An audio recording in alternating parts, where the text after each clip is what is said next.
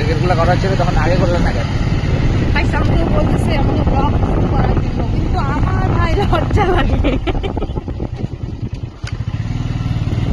আমার ব্লগে কথা বলতে লজ্জা লাগে। তো তোমরা কি চাও আমি ব্লগ বানাই? প্লিজ